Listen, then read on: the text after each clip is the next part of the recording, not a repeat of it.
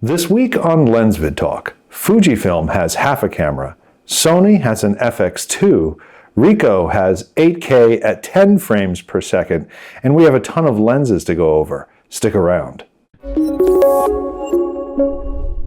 Hello everybody. Hello Lou. Hey Ido. Today we're doing LensVid Talk number 39. We are also recording number 40 after this one. It's the beginning of July 2025, so regardless of when we're actually going to post this, these are the topics for today. So we're going to start with the review that we just posted on this really interesting lens. This is the Viltrox. We talked about it before. This is the Viltrox 35 f1.2 lab lens.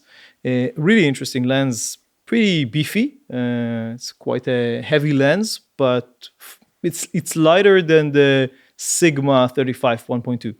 which is the only 35 1.2 autofocus lens that I know about. So it's a little bit lighter. It's about 1 kilogram, 1 kilogram, $1,000. So that's the, yeah. No, it's not that expensive when you consider what you're getting. The build quality is fantastic. What else? You get a screen, you get a USB-C for firmware updates, and an app. Now, the app is really cool.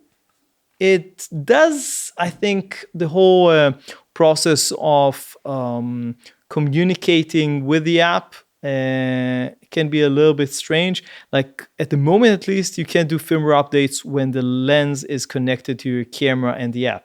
You need to physically turn it out of the camera and connect it to USB, not to the computer, to a regular, like just power USB, basically, which is kind of a strange thing. I don't know. I asked them why they can't make it work with when it's on the camera, which would make a lot more sense. Have you recently updated one of your Sony cameras? I have avoided, actually, the most recent update. Okay. No, look, I always recommend to wait with Sony firmware updates. Give it at least like a couple of weeks, maybe even a month. Let other people, like early adopters, be the guinea pigs. yeah, exactly. No, because Sony has a very long history of problematic firmware updates that they had to remove and then like bring back. So let other people test them, see if they're fine, read a little bit about it, see that people are saying that it's fine, and then update. But anyway, with this thing had quite a few firmware updates. I think that one of them was just a day before we published the review. We had some strange issues with this, especially on our A1, but maybe on our A7, R5 as well, where I don't even know how to explain this. Sometimes it's like the camera gets stuck and you need to remove the battery and put it back in. Like pretty strange. The camera or the lens? The camera. Okay. So like you can't do anything. And all sorts of other very bizarre, bizarre behavior. So I told them about this, and they basically told me, update the camera's firmware, the lens firmware. I did it, and I took it yesterday for a shoot on the beach after we published the review, and it functioned better. I still had one issue at some point that I needed to like remove the battery and put it back in. It's like, I think when you turn the aperture ring, the aperture ring, exactly, it didn't do anything. It was behaving strangely. So again, I removed the battery and put it back in, and seemed to Sounds like those contacts are not always contacting, and then sometimes they do, maybe on off really quick, and then that's maybe what makes the camera freeze up. Maybe. I know. Look, this is a fairly early like batch of that lens, so maybe like the new batches are better. I don't know, but at least I know that they have plans to like release more firmware updates. That's from whoops. Okay, so I know that they have they want to release more firmware updates and fix all the bugs and issues that they have. Look, it's a very ambitious lens that I can say. Now, in terms of the actual performance, sharpness in the center, fantastic. Like wide open, good. If you close down a little bit, it's excellent. So that's very impressive for such a fast lens. Corner sharpness, not so good. But if you again close down to probably between f4 and maybe even a little bit more, something like that. You get very good sharpness. So that's fine. Again, depending on what you want from the lens. Close-up sharpness is not amazing. We have the Sony 35mm f1.8 that we compared it to, just because this is the lens that we have. I'm already seeing like people saying, why didn't you compare it to the Sony f1.4 or the Sigma f1.2? We don't have these lenses, so when you compare to what you have. So that's the lens that we have, and the lens that we know, we use it all the time, the 35 1.8. It's not an amazing lens, but it has some interesting advantages. Like it doesn't have almost no breathing at all, even without the breathing compensation turned on. So that's really cool. And it has pretty good close-up focus. This one doesn't. So, Viltrox is not very good with close-up focus capabilities. So it doesn't close up the close-up is not from, the minimum close-up distance is not very close. The image quality is actually pretty okay, but I think that the Sony is better, and it can focus from much closer to the lens, like the close-up. So that's an advantage. The breathing is a little bit higher on this than obviously on the Sony, which is very, very good. The bokeh is pretty nice, which is very important for such a lens.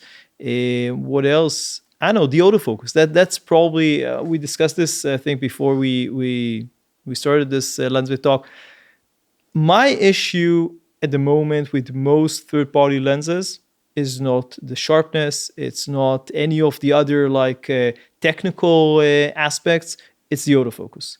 And the autofocus is fast and silent. So that's great. And if you're focusing on stationary subjects, for the most part, is also very accurate. But with moving subjects, even slightly moving subjects, like a model moving, or definitely if you're shooting sports or people running or stuff like that, but even like more subtle movement. Subtle. Yeah, subtle. So even in this, you do get more misses than you get with comparable Sony lenses. Of course.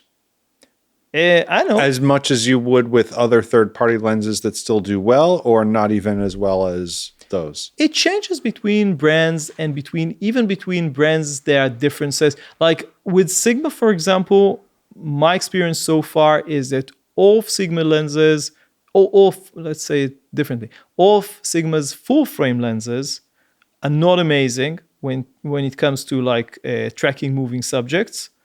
Aside from, I would say, one lens which is better. It's still not Sony level, but it's better, and that's the 85mm f1.4, which we are actually, I think it is shooting you right now. Mm-hmm. So at least in video, it's fantastic, and still it's better than average. Again, not Sony level, but better than average.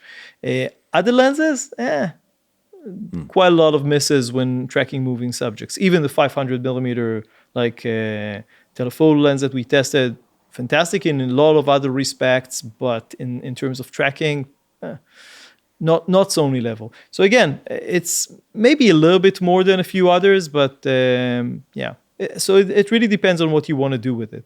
But you can check out the full review with a lot of comparisons and a lot of information about this lens. It's a pretty interesting lens for sure, and I'll be happy to test more Viltrox lenses in the future to see how they progress in terms of the autofocus and generally.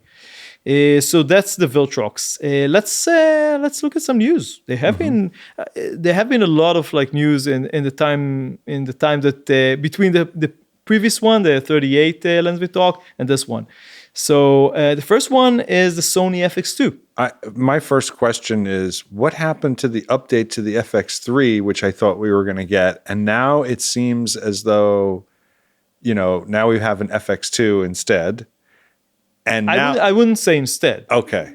In addition, maybe this was just a warm up. Something like that. It's basically something that is supposed to sit somewhere between the FX30, which is a APS-C, but pretty advanced APS-C, and the FX3, 4, whatever it's going to be called, or the existing one at the moment. Basically, it's between them. So it's a full frame, but maybe not as advanced in some respects, but it still has some pretty good capabilities. I would say that the closest, like if you want to understand the FX2, think about a combination between maybe an FX3, FX30 body Right. with some improvements, and the brains of the A7 IV Right. with some improvements. Right. So it's something like that. They upgraded the auto. They gave it the latest autofocus Exactly. with the AI. Exactly. So it's pretty cool. It's basically if I broke my A7 IV today, I would replace it with an FX2. This is actually exactly what we're going to do. We're shooting this with an A1, A7R5, and A7R5, A7 IV, and A1. So we're going to replace at least two of these cameras with FX2s, and when the FX3 Mark II, FX4 will come as well, it will probably be like the wide-angle lens camera. So that's the idea, and again, a lot of people I've seen a lot of like discussion of whether people think that this is a good camera, a bad camera, if it has a market, doesn't have a market. My feeling is this is I would say an entry-level Cine full-frame camera. Now, for what it is, do I need a tilting viewfinder? I know we're going to get it hopefully soon, so I can, I'll be able to say I would probably, like it if it had a better screen, because the screen is not amazing. You mean inside the viewfinder or No, the viewfinder LCD? is, Okay. I think, pretty okayish. It's not on the level of these cameras, which are like 9 million dots. I think it's like a 3 million dot EVF, but the screen is like 1 million dot, which is not amazing. Right. Yeah. So and not very bright and whatever. So if you really want to use it like outdoors or really want to use the screen, you probably need like an external monitor, which is again we discussed this with Sony many times. Sony knows how to make good screens.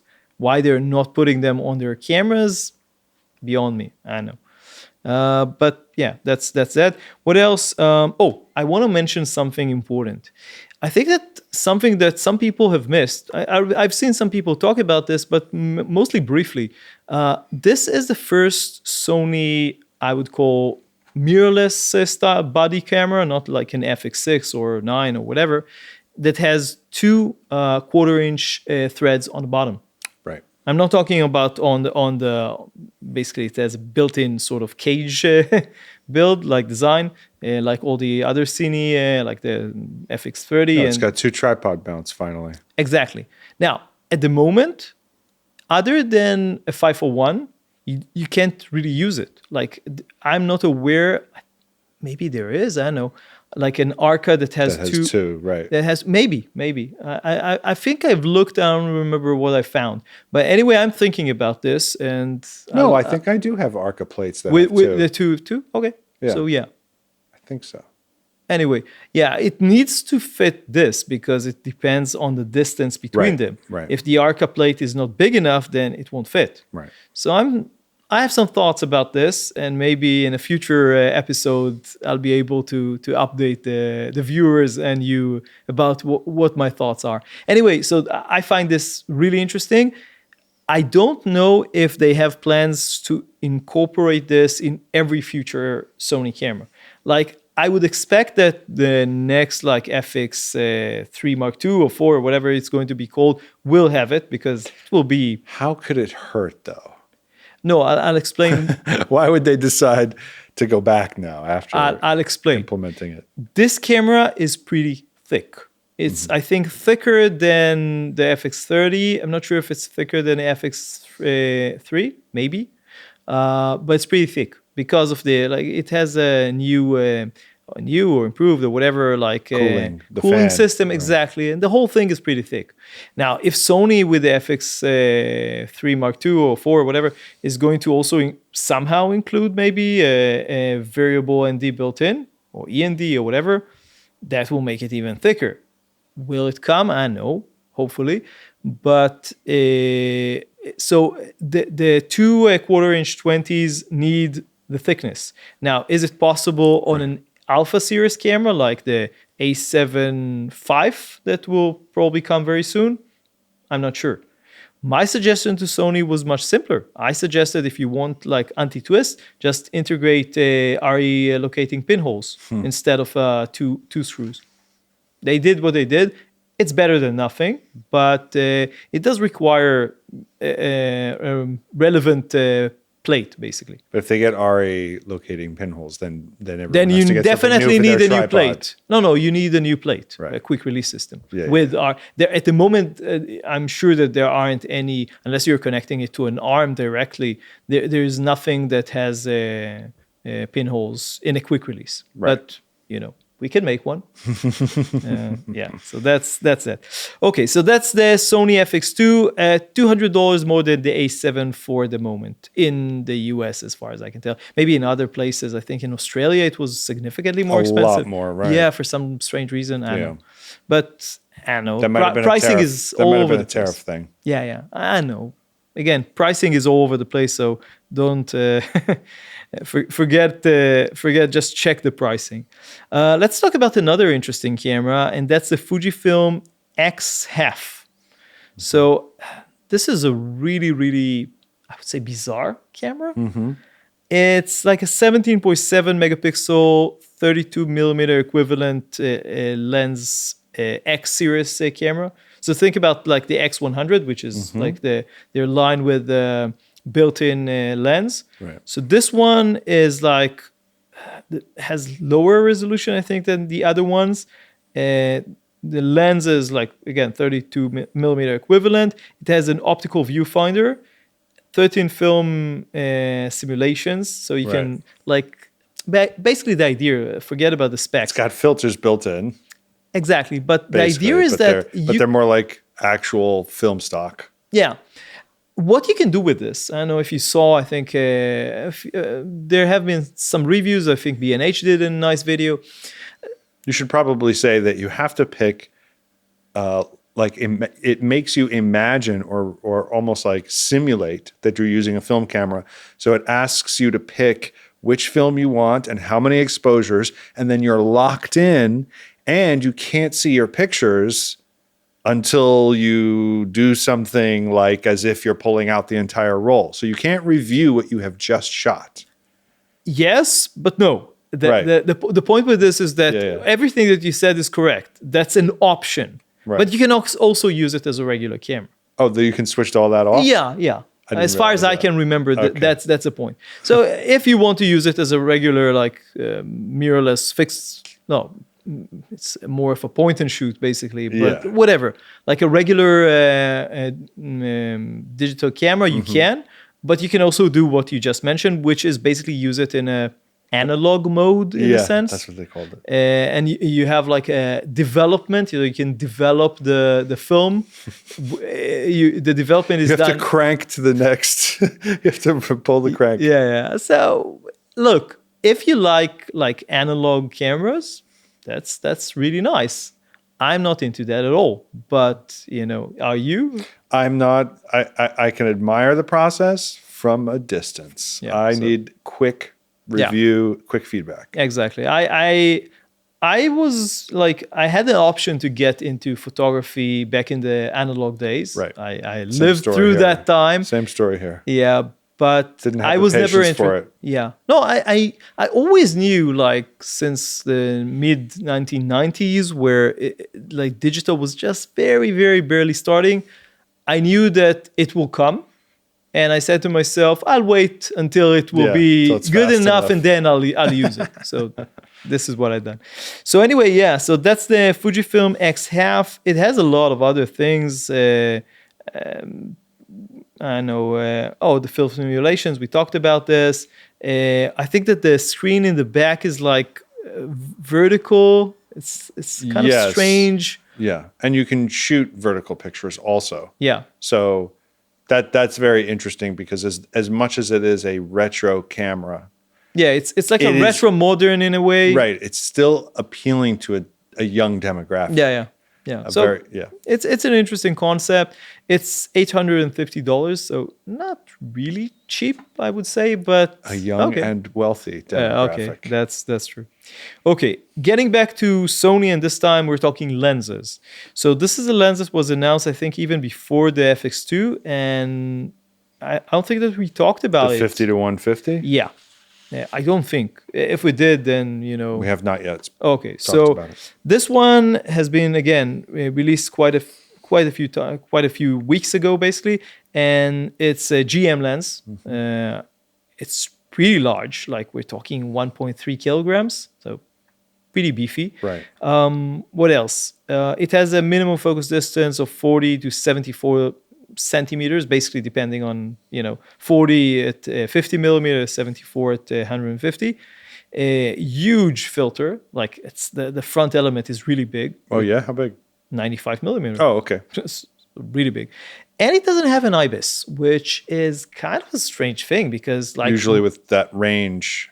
yeah, I was surprised to see that it doesn't have IBIS. Like my 7200 f4 has IBIS and it's fantastic. I mean, the question would be, how much bigger do you think the whole Yeah, housing would have to be? It's big. already so big. Yeah. So I'm assuming that that's the reason. Still a shame, but yeah. Pricing is very, very high. I think it's like $3,000 something dollars. I don't remember. I'll put it on the screen, but it's a very expensive lens. So my Tamron 35 to 150 has made me think, since I've gotten it like a couple of years ago, I don't use it a lot. And the reason I love it. The reason I don't use it a lot is because it is so heavy. And I was just looking at the weight for it. It's 1165 grams, which actually isn't. This is heavier. Right. It's not as much as I thought it was. This is 1340. This is like a good deal. You said 1.3, right? Wait, You said 1,000. 1.34, yeah. Right, exactly. So, yeah, it's not that much more, but it's more, and Short. It's like it doesn't have it starts from 50, not from 35. right. So it's not even the range that the Tamron. No, but is. remember, I think that the Tamron is what? F2 to It's F1. 2, but it's variable, so you lose it pretty quickly. Like as soon as you go to about 50, you've lost it. This is a huge Throughout. difference. Like Right. 150 F2 is really nice. That shooting at 150 at f2 is an experience I would like to have. So I'm already intrigued. Are you intrigued by the over $3,000 price tag? I can't even think about that, because once I start thinking about that, the question is already answered, and it's a big no, because I think that's unreasonable. But I'm just thinking about, if money is no object, could I see myself walking around with this? And I'm just still thinking, like, I'm not so sure I could. If I had to operate in like a studio and I was going back and forth between these focal lengths, or I was in a not so huge of an area, but if I'm like walking through a forest, or I have to go for a big distance on a hike, I'm not taking this on a hike. It's just too big. So, or even walking around the city. I don't think so. So I'm trying to figure out what it's for. I will tell you what I think it's for.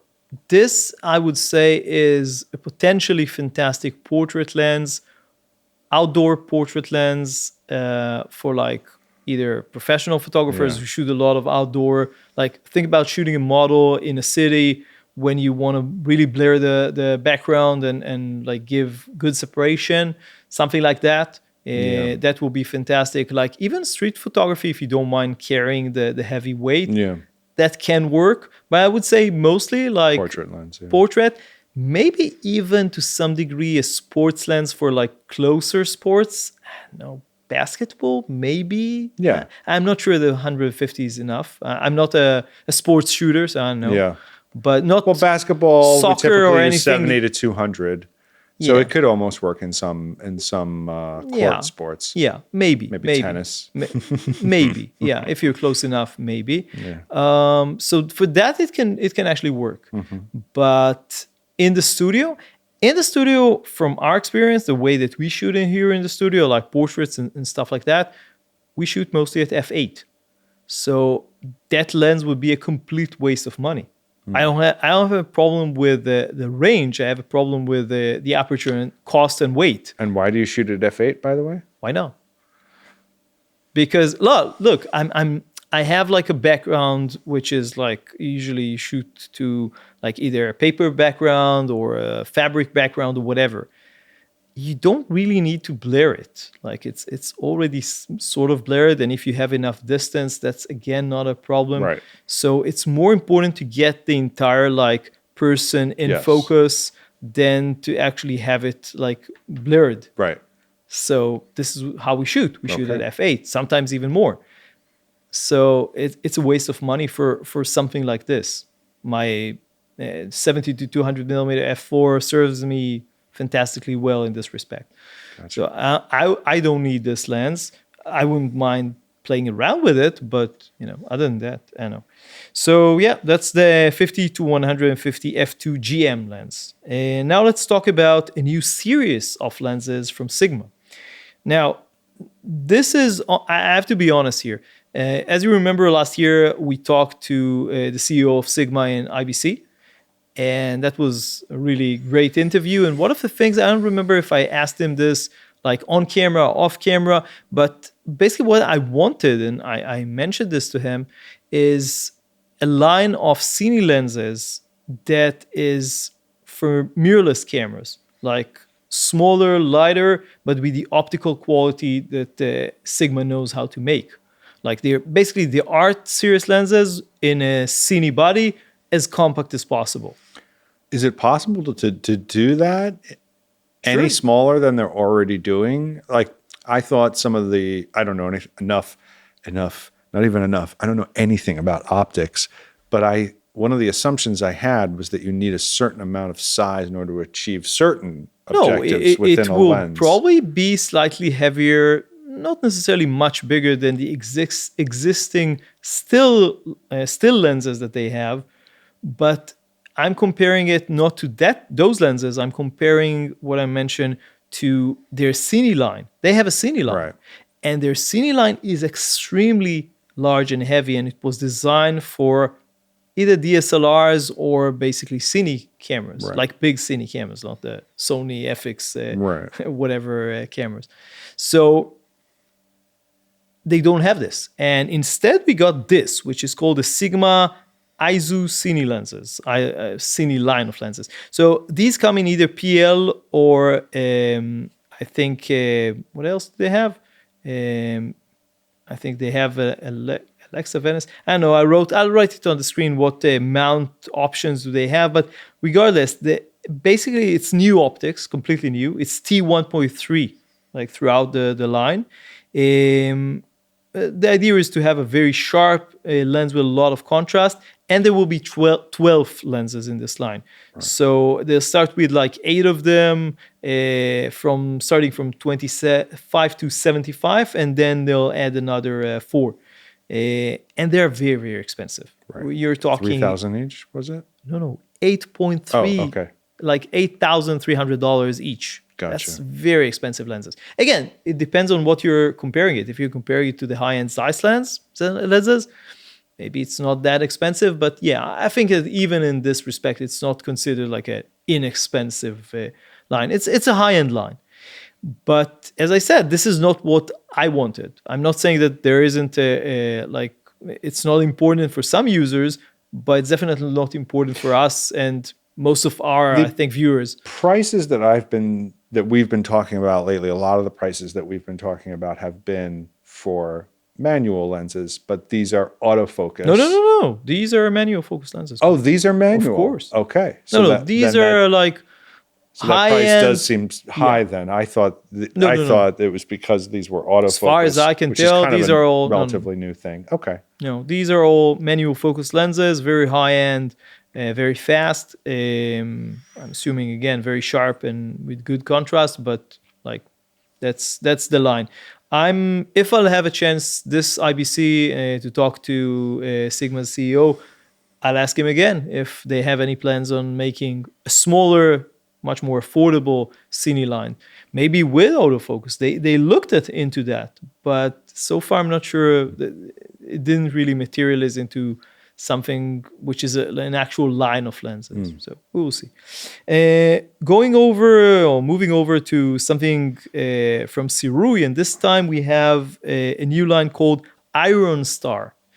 Now, I have to tell you, I've stopped like following how many lines of lenses they have. It's so many. I'll just mention what this has. I don't recall how is it different than all the other lines that they have. Yeah. But basically, this is like a 1.5x anamorphic with T1.9 full frame Cine lenses. Right. With user interchangeable, either PL, EF, and I'm assuming you can change it to And the E. mount has a cool, almost like a Chinese star thing that's like iron that's built into it that looks like a complicated iron cross. It looks kind of cool. It looks like they branded it right into the mount itself. Huh. Okay. I don't remember seeing that. Yeah, but yeah, okay. yeah. Cool. What else? It was so gimmicky though. It was, Okay. you had to see it. Anyway, at the moment they have 35, 45, 60 with 5 more lenses coming in the future. Each lens is about 1 kilogram, so not super light, and about $1,200. So that's the Sirui Iron Star series. More lenses. This video, just to be clear, this video is all about cameras and lenses with a few extras in the end. And the next one that will be recording after this is mostly accessories. So that's the way we usually do things here. So Tamron has a pretty new lens. It's the 16 to 30 f 2.8. right. It's a full frame lens. It has USB-C like all the recent Tamron lenses. The minimum close-up distance is 19 centimeters, so pretty close actually, really close. It's very light, 440 grams. So like for a zoom ultra wide angle lens, not too heavy. And the pricing, do you want to guess? 900. Yeah, $930. Okay. So it's not inexpensive, but it's also not super expensive. So somewhere in the middle. It's a pretty interesting lens. Alternative to the 16 to 35 that yeah. Sony has, and yeah. So it's basically not as, like the tele is not as long. When I think it's a little bit lighter, but I know Sony has a couple of those, so I think it's a little bit lighter than the f2.8. I'm always wondering what could serve me better on my gimbal in terms of a shorter zoom length. Right now I have a 24 to 70 and my 12 to 24. And those are, I mean, the 12 to 24, I mean, it works. And so does the 24 to 70, but it's just a little bit of a stretch. They're both very, very heavy. So I would prefer to have something with a little bit shorter of a range, or at least a lighter lens. If the lens can just be lighter, as this one is. No, this is significantly, I think, lighter. 440 grams versus what? Less than half the weight. So my question then becomes, when we talk about how... I also think that this doesn't extend. I'm not sure. I'll write it on the screen, but I don't think it does either. I think it's internally. That's pretty big if you're using it on a gimbal. When we talk about how many hits you get with the autofocus, let's say out of 10, you're getting like 10 out of 10 or 9 out of 10. And then when you switch to a third-party lens, you're getting a few less than that. How does that usually translate, though, to focus in video, like continuous focus? It's difficult because it's not the same thing. I know how to explain. It's definitely not the same thing, but is there a restriction on how well third-party lenses can continuously autofocus in video the way that there is with getting all those hits in with photographs? I know. People would be talking about it, right? I have not noticed people talking about there being restrictions. I think that it's somehow easier to have a better focusing third-party lens in video than in stills for some reason. Yeah. Look, I think that the new models are a little bit maybe more like tuned for video. It's like, because in video you need like a very smooth focusing. So if it's more gradual, even if it misses a little bit and get back to like the focus, it's not as bad. It's a better look, In a stills image, it's either in focus or not. Yeah. Right. So that's the thing. So The only thing that I noticed with this lens that I didn't love, especially for video, is that I don't think it has an aperture ring. And you know, it's nice if you can have a declicked aperture ring for video. I have to admit, I always change, or not always, but almost always change the aperture from the camera. I'm just used to that. Yeah. Because I shot so much like stills in the past that I'm just used to using the like the camera for that. But yeah, I can appreciate people wanting this on a lens. So that's a Tamron. Now let's talk about Sigma again. We are moving between brands. So this one is an APS-C lens, but it's also really interesting. This is the 17 to 40 millimeter f1.8 art lens.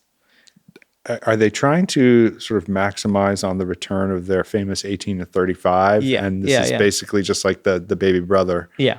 In many respects, it is. This is a slightly wider lens and slightly longer lens. So basically they changed the and faster.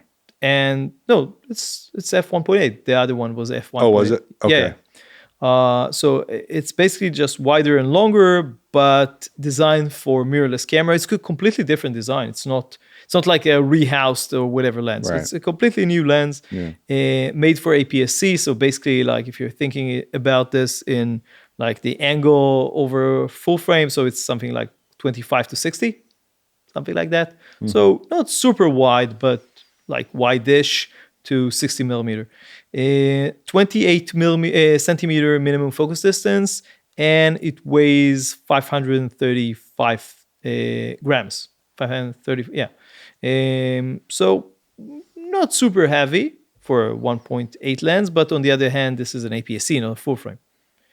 Pricing is almost the same as the Tamron, so it's $920. So I don't know what I think about this lens. It's interesting.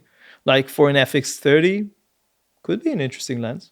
Again, for stills, it's always niche when you get into the APS-C? higher end APS-C, APS-C, lenses because it's like, okay, so it's someone who doesn't want to spend a lot of money on a camera, but does want to spend a lot of money on a lens. Yeah, I agree. No, but the FX30 is a very popular lens, and obviously this goes to like L mount and I think Nikon as well. I'm not sure. I think Nikon as well.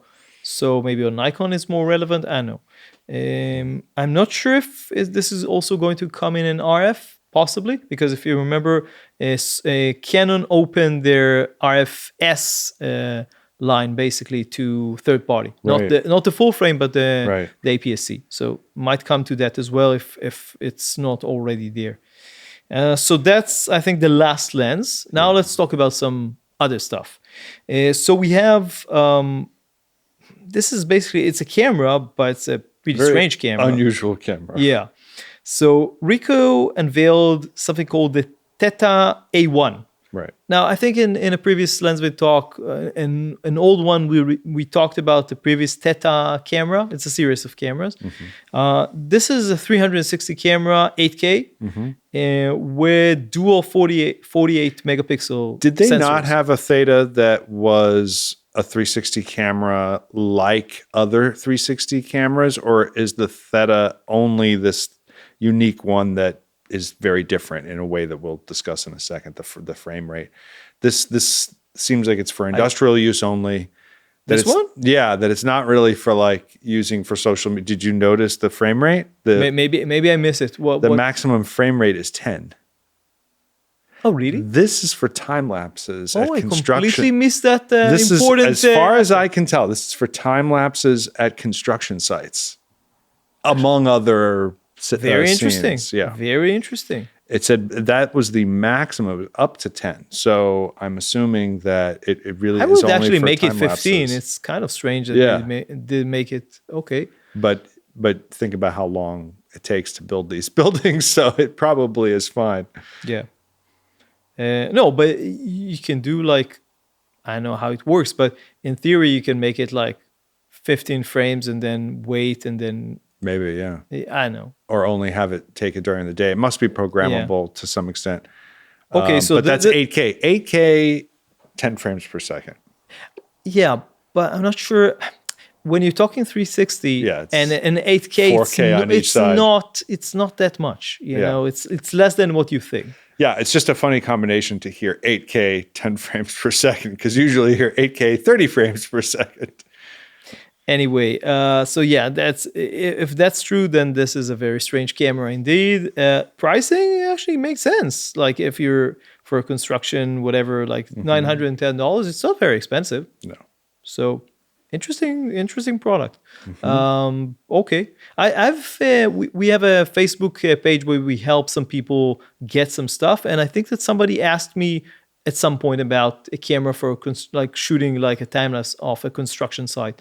So now I know what to recommend. Oh, in addition to that, there is a company, I want to say it was a German company, but I have it bookmarked somewhere, that takes Canon cameras, put them in a box, and puts them in a box, and then you basically set it up. No, you have to remember that this thing needs to be in a construction site. Yeah. It's sitting not under ideal the conditions. sun and the weather.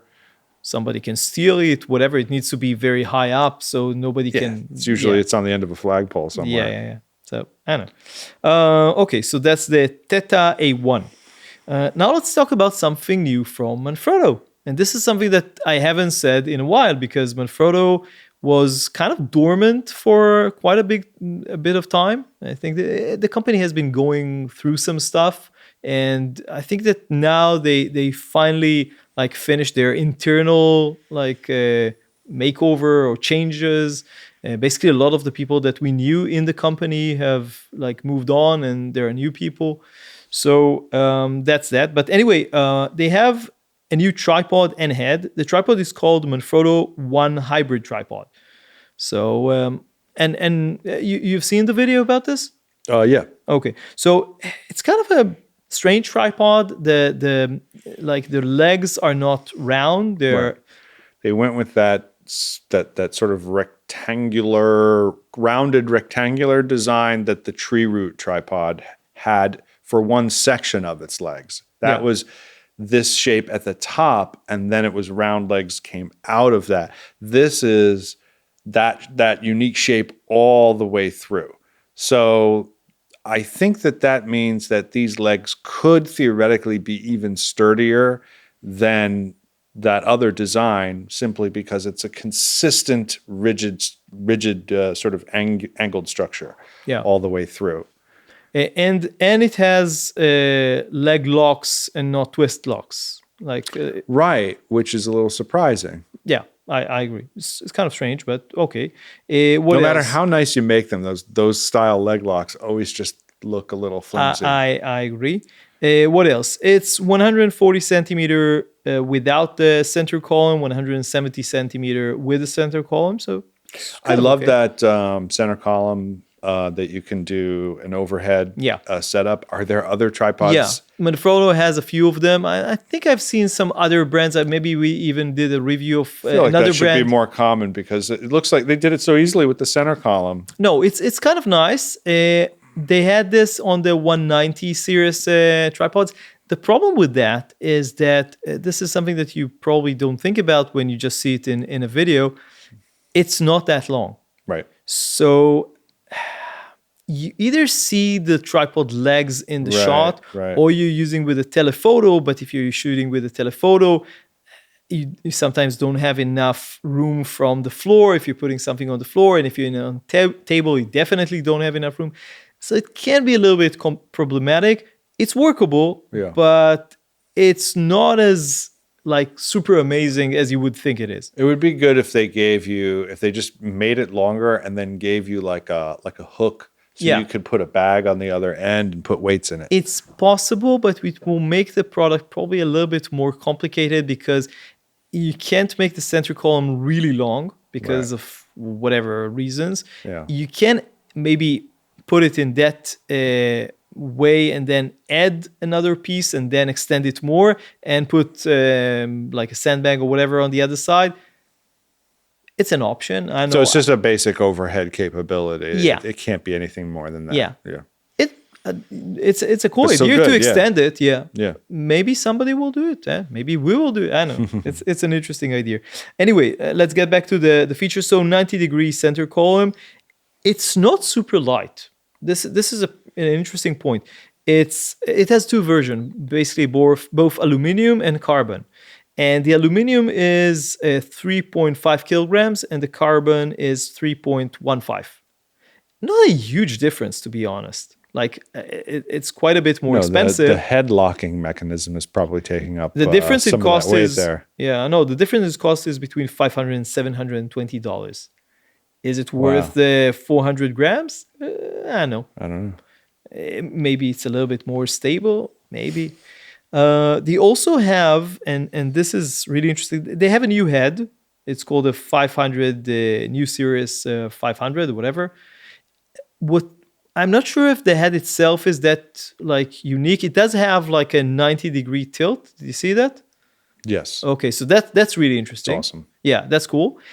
But what I liked even more than this is that they have some sort of a quick release system for heads. They already had something. Now they created something different that looks really like robust. I really like it. I want to try it. So it looks like a giant thick rosette in a way. You somehow lock it in place and it really locks. Gives it a little turn and it catches. Yeah, so it looks really cool. I want to try it. I'll talk to Manfrotto if they can send us a unit. I think that they don't have one. I talked to them before. I don't think they have had one then. Maybe soon they will have a unit they can send to us to actually test. This particular aspect of it is really interesting.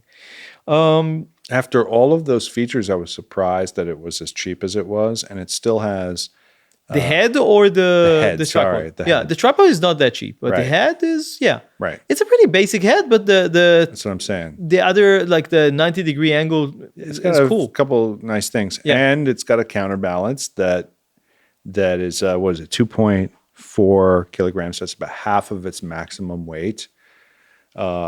Which it said was adjustable, and I'm not sure if that means you can kind of like make it so that it's a little bit less or more a little advanced bit more. heads obviously have all sorts of more adjustable. Either it moves in like steps, or Manfrotto itself has like a one that you can change more like fluently, like gradually, whatever. That's what it seemed like it was hinting. It was like maybe it could just be one setting. I know, but in either case, the fact that it has any counterbalance at all for this price, for this price, yeah, is $220. Nice. So not very expensive for the head, that's for sure. Right. Now let's talk about something which is not hardware, and that's Adobe's Photoshop for Android. They had one for iPhone for a while, I think. Yeah. You're an iPhone user. So I tried this a little bit. I have to be honest, I was not impressed at all. Now, again, this is a beta, so, I'll give them the benefit of the doubt. But what else? It has like, it's still very basic, and it's still missing, at least from the way I was able to play around with this, it was missing a lot of tools. Now, maybe I was missing some tools, I don't know. I can't imagine that they're going to get all the tools from Photoshop. A third or no. quarter. It's not even close to that. Right. Yeah. Right. No. So it's still very basic, but on the same hand, it's more complicated to use than a lot of other basic like stills photo editing software. It gets to a point where the tasks involved are so complicated that to accomplish them on such a small screen isn't really possible in a simple way. This is what I want to say myself. I don't see how people can actually even like really edit on, let alone like a smartphone, not even on a tablet. Right. I can't even like really edit on a laptop, to be honest. I know that a lot of people are just using laptops to do everything. I'm as far away from this as possible. I'm editing on a 3-monitor desktop. I was going to say, because it's the one screen aspect that is it's not confining to. For stills, I can live with a large one-screen monitor. Right. Not for anything else that I'm doing on the computer. Right. Like for video editing, I use basically a 32-inch monitor and two 27-inch all 4K monitors. And honestly, the next computer or it's probably the next office, I'm going to use at least 4 monitors and maybe even like a... I'm getting jealous. Wow. I'm only using 2. I feel very inadequate. Yeah, my wife is using 2, but and when I use her computer, it's always I need another screen. It's like it's like too little. No, it's for stills editing, it's fine, but for video editing and other tasks, I have like a million like Chrome browsers open and other software. It's never enough. But yeah, that's not important. What I'm saying is that it's nice that they're trying at least to get it on Android. It's a shame that some of these programs are only available on iPhone. On iPhone, yeah, I agree. No, it's a good thing that they're doing this. Is it super usable right now? From my experience, no. I think that the real question is it as usable as the iPhone version? I know, I never used it, so. I have the Photoshop for iPhone, and I've never used it. Okay. So what are you using if you? Because I rarely use regular Photoshop anyway. I use Lightroom and Lightroom Mobile. Actually, it works I do well? like it. I think it's great, actually. Okay. That I have a very we would have a very different conversation. I think it's fantastic. Okay. You can do masking on your phone. You can do masking in here. I mean, it's very nice though, is what I'm saying. The way they have it worked out, it's very easy to use. The interface is great. So interesting. Okay. Yeah. Again, the amount of like accuracy that I require gets me to like 300%, 400%, 500% magnification on a 32-inch monitor. Working like this on a phone, it just doesn't make any sense. No. So no, it's only really certain tasks. Yeah, that's the best argument I've maybe heard cropping and stuff like that, or even just culling. Yeah, going through a whole set of pictures. Yeah. Okay. So anyway, that's the Adobe Photoshop for Android. Currently in free beta. So that's the only thing I can say. I'm assuming that when it's out of beta at some point, it will be part of the Adobe suite. So yeah. But I don't have any extra information at the moment. Finally, we have something from VFlat World. You know the company, the American company? You know what? I totally forgot what this was. Remind me. So I'll remind you. What VFlat is. VFlat is basically a reflector. It could be either white or on the other side it's black. So it's like foam core, boards, like foam core, right? Yeah, exactly. One side black, but one it stands up on its own. It's a V. Right. So right, yeah, right. And it folds. So they had the first generation. It was very successful, but it has some issues. It basically deteriorated over time because it's like foam board or whatever, cardboard. Now they have an edge on it to make it more resilient. Now they have an edge. It's magnetic and it's made in a much, at least they're saying, a much more robust way. Yeah. It's still, I would say, in the core, the same materials, I think. I know. As long as it's not too expensive, I'd say it's a pretty... The problem is that it is. Each product. unit costs $220. That's a bit much. I agree. I think that's too much for what it is. Look, if you don't have other options, then and you need like a large bounce, they should just offer like a lifetime guarantee, so that when people mess up their foam core boards, they say, "Look, I messed up my," and just send them another one. How much does it actually cost you? And then you hold on to the customer. And then word of mouth spreads, and then you wind up dominating that category. Like that's what I would do if I were. I would say that they're already sort of dominating the category. But there are not a lot of options. Yeah, but you got to be really careful in this day and age when Chinese manufacturers underbid you. So you really want to corner the market first before that happens. Yeah, I agree. But $320 for a dual set, a set of two. It's a lot of money. Well, that's why I think they're at risk. Yeah, I agree. It's but it's nice that they are improving it, because again, I've read some reviews of the original one and people had some issues. I like the idea though, because I am finding myself struggling with setting up my reflector, whether I'm just leaning it against something and I can never get it at the perfect angle that I want, and then it falls, or if I'm putting it on hanging it off something. It's just never perfect. And this looks more controllable. But you have to remember something about this. The downside, this is designed mostly, I would say, to shoot people, or you can shoot products with it, but it's like very restricting. Because it's so bright?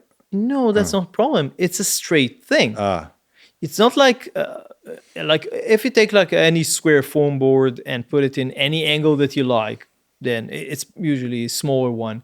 Then no problem. But this is just a gonna be big up and- one. You're up and talking down. like something which is like, I don't remember the size. I'll put it on the screen, but it's something like this. so it's meant to tall. shoot bigger objects. Like Yeah, people. exactly. It's Okay. people. It's mostly people. So it's great for that. You know, for that it's fantastic. But I know, and it's not. I mean, it might sound strange, but everything in our studio is on wheels, and this is not on wheels. I mean, it's not that heavy, so you can move it obviously, but I like things on wheels. It's like somehow it's easier and more comfortable to move, and The wheels would be heavier than the product. possibly, yeah. No, I have some ideas in this respect. I leave it at that. So anyway, that's the V-Flat World V-Flat version 2. And that's basically everything that we have. That's it. Thank you, Lou. All right, Ito. And as always, don't forget to subscribe and make sure to watch out for more LensVid talks and more reviews coming up very soon. Bye.